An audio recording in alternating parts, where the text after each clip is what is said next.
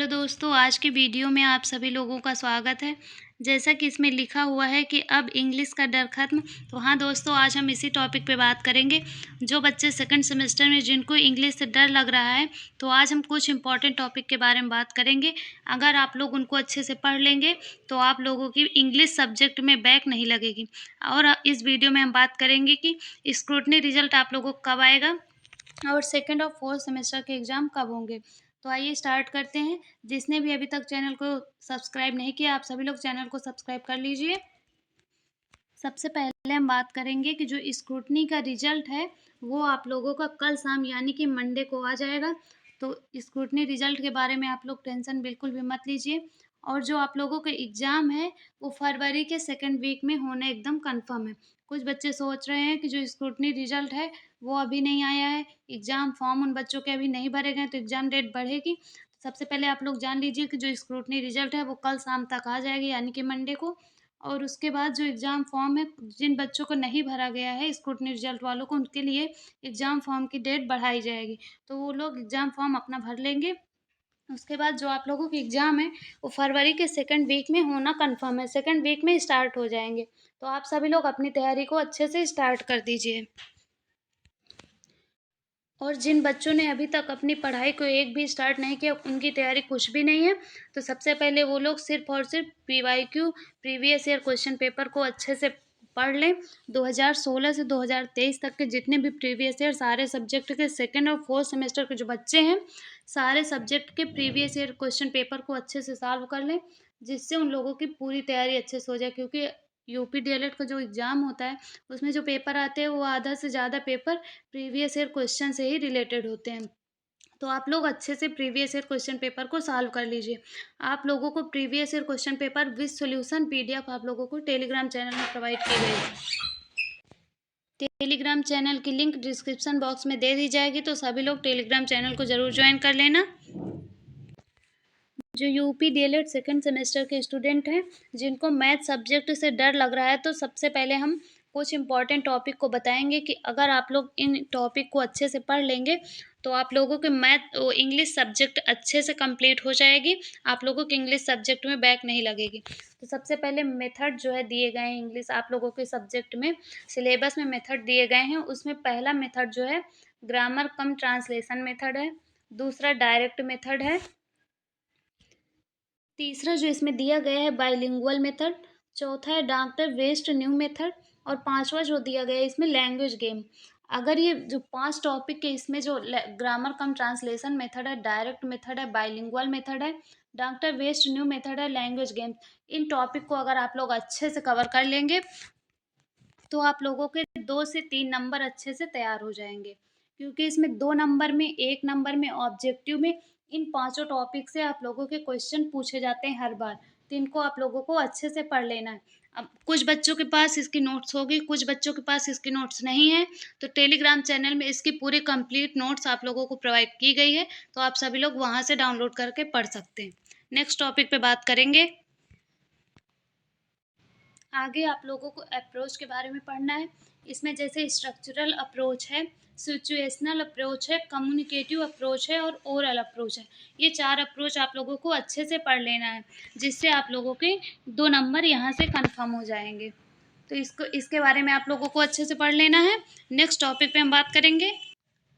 जो इसमें आप लोगों के सिलेबस में प्रोज और पोएट्री के बारे में दिया गया है, इसमें हर बार आप लोग जब प्रीवियस ईयर क्वेश्चन पेपर को सॉल्व करेंगे, उसमें हर बार 2 नंबर में पूछा गया है 2 एम्स। प्रोज के 2 एम्स आप लोगों को बताना है, पोएट्री के 2 एम्स बताना है। 2023 में प्रोज से पूछा गया है और 2022 में जो है इससे पोएट्री से पूछा गया है। तो प्रोज और पोएट्री के 2 एम्स कोई भी आसान जो आप लोगों को ईज़ी लगे, आसानी से याद हो जाए, उनको आप लोग पहले से अच्छे से कंप्लीट कर लीजिए।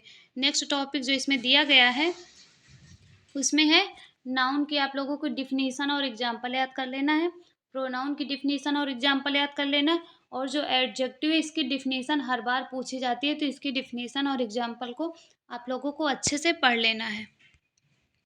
इन तीनों की डिफिनीशन और एग्जाम्पल आप लोगों को अच्छे से पढ़ना है। एडजेक्टिव की डिफिनीशन तो हर बार पूछी जाती है, इसके एग्जाम्पल सहित 2 नंबर में। नेक्स्ट टॉपिक इसमें आप लोगों को एप्लीकेशन पढ़ना है। एप्लीकेशन 2 एप्लीकेशन आप लोग अच्छे से तैयार ही कर लीजिए।